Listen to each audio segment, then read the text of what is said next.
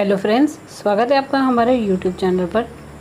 दोस्तों, आज हम करेंगे प्रश्नोत्तर कृतिका कक्षा 10 पाठ 3 साना साना हाथ जोड़ी, जिसकी लेखिका है मधु कांकरिया।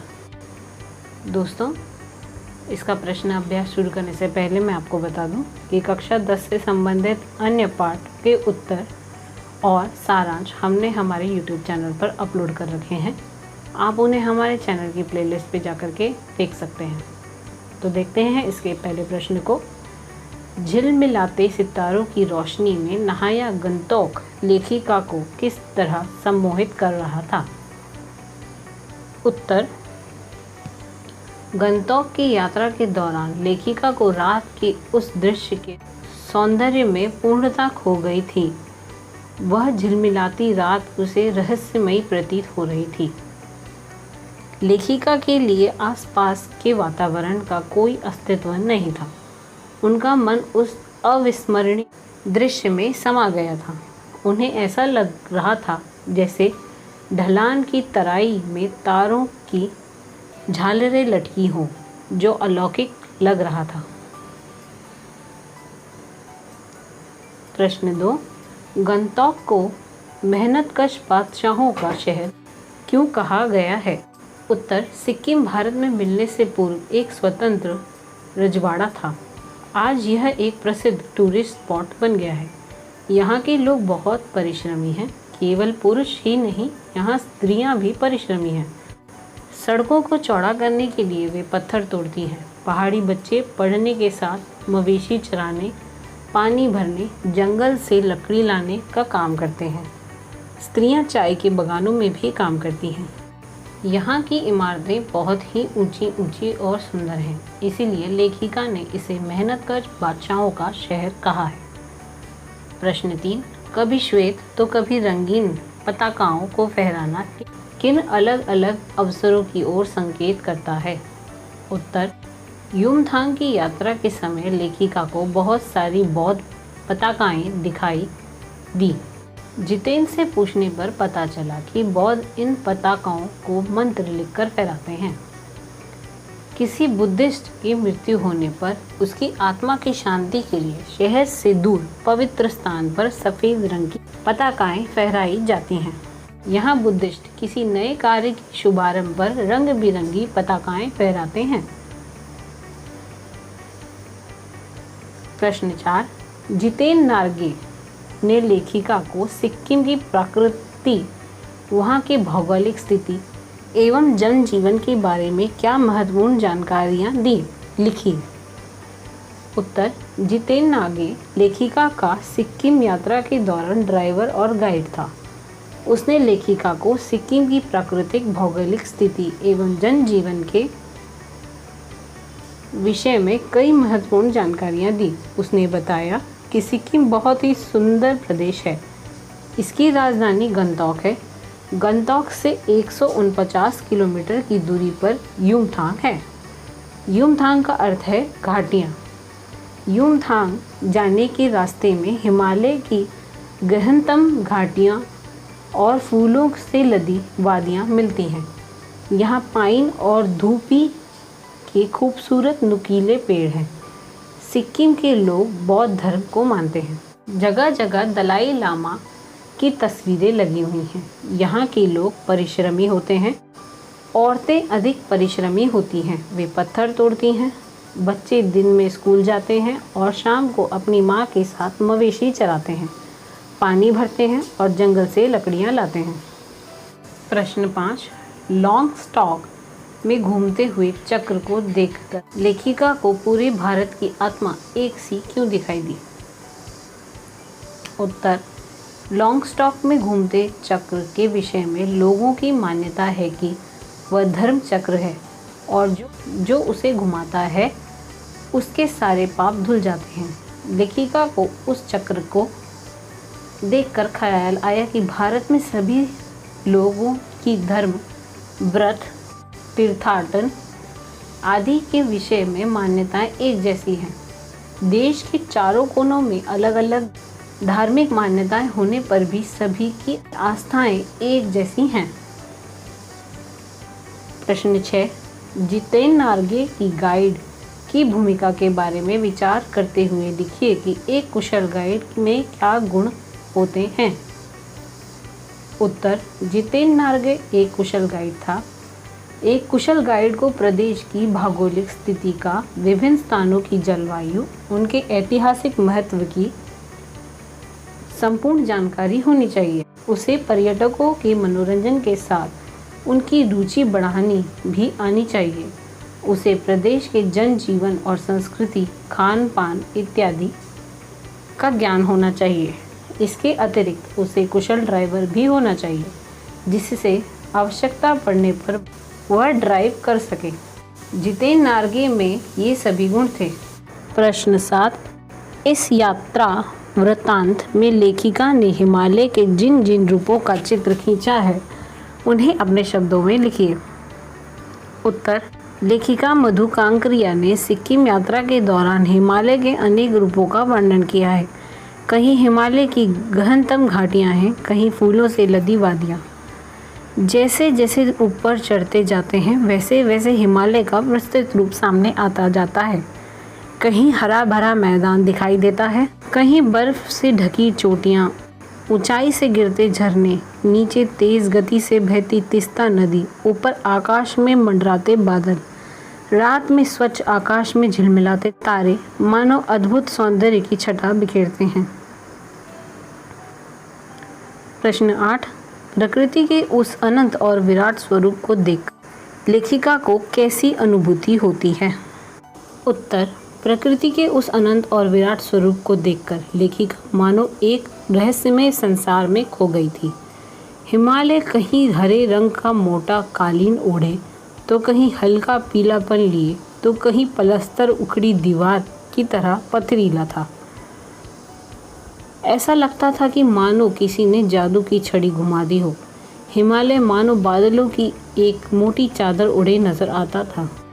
लेखिका चित्रलिखित सी माया और छाया के इस अनूठे खेल को देखती जा रही थी। प्रश्न 9, प्राकृतिक सौंदर्य के अलौकिक आनंद में डूबी लेखिका को कौन कौन से दृश्य झकझोर गए। उत्तर, प्राकृतिक सौंदर्य के अलौकिक आनंद में डूबी लेखिका को पत्थर तोड़ती पहाड़ी महिलाओं को देखकर आश्चर्य हुआ। वे शरीर से कोमल थी, किंतु उनके हाथों में कुदाल और हथौड़े थे। कई औरतों की पीठ पर बंधी टोकरियों में उनके बच्चे भी थे। उस स्वर्गीय सौंदर्य के बीच भूख और जिंदा रहने की जंग हो रही थी। उनके हाथों में पड़ी गांठें और फूले हुए पांव बता रहे थे कि साधारण लोगों का जीवन हर जगह कठिन है। प्रश्न 10, सैलानियों को प्रकृति की अलौकिक छटा का अनुभव करवाने में किन किन लोगों का योगदान होता है, उल्लेख करें। उत्तर, सैलानियों को प्रकृति की अलौकिक छटा का अनुभव करवाने में गाइडों, ट्रैवल एजेंसियों का सबसे बड़ा योगदान होता है। सरकार तथा पर्यटन विभाग और स्थानीय लोग भी इसमें सैलानियों की सहायता करते हैं। होटल के कर्मचारी आदि भी पर्यटकों को दर्शनीय स्थलों की जानकारी देकर सहायता करते हैं। प्रश्न 11, कितना कम लेकर ये समाज को कितना अधिक वापस लौटा देती है। इस कथन के आधार पर स्पष्ट करें कि आम जनता की देश की आर्थिक प्रगति में क्या भूमिका है।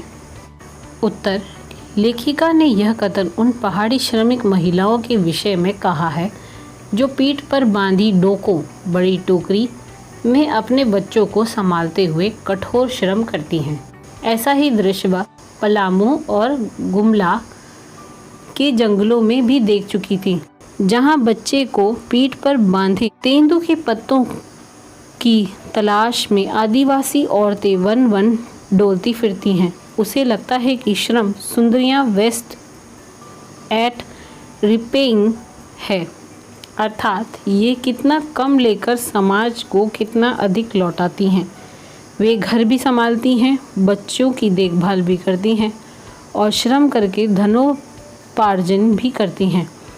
यह बात हमारे देश की आम जनता पर भी लागू होती है। सड़कों, पुलों, रेलवे लाइनों का निर्माण करने वाले श्रमिक या खेतों में कड़ी मेहनत करके अन्न उपजाने वाले किसानों को बदले में बहुत कम मजदूरी या लाभ मिलता है, लेकिन उनका श्रम देश की प्रगति में बड़ा सहायक होता है। हमारे देश की आम जनता बहुत कम पाकर भी देश की प्रगति में अहम भूमिका निभाती है। प्रश्न 12, आज की पीढ़ी द्वारा प्रकृति के साथ किस तरह का खिलवाड़ किया जा रहा है? इसे रोकने में आपकी क्या भूमिका होनी चाहिए? उत्तर, आज की पीढ़ी द्वारा वृक्षों को अंधाधुंध रूप में काटा जा रहा है। इससे पहाड़ नंगे हो रहे हैं। इसका पर्यावरण पर विपरीत प्रभाव पड़ रहा है। पर्यावरण प्रदूषण का खतरा निरंतर बढ़ता चला जा रहा है। नदियों के जल को प्रदूषित करने में भी आज की पीढ़ी आगे है। इन नदियों में कल कारखानों की गंदगी डाली जाती है। नगरों शहरों का कूड़ा तथा गंदगी को बहा दिया जाता है। अब देश की नदियां पवित्र नहीं रह गई हैं। प्रकृति को बचाने के लिए हमारी भूमिका यही होनी चाहिए कि वृक्षों को काटने से रोका जाए, नए वृक्षों को लगाया जाए तथा उनकी देखभाल की जाए। नदियों में कूड़ा करकट अपशिष्ट पदार्थ न मिलाया जाए और उनकी स्वच्छता बनाई जाए। साथ ही लोगों को प्रकृति के स्वच्छता के प्रति जागरूक किया जाए। प्रश्न 13, प्रदूषण के कारण स्नोफॉल में कमी का जिक्र किया गया है। प्रदूषण के और कौन कौन से दुष्परिणाम सामने आए हैं, लिखें। उत्तर, सिक्किमी नवयुवक ने लेखिका को बताया कि प्रदूषण के चलते स्नोफॉल में लगातार कमी होती जा रही है।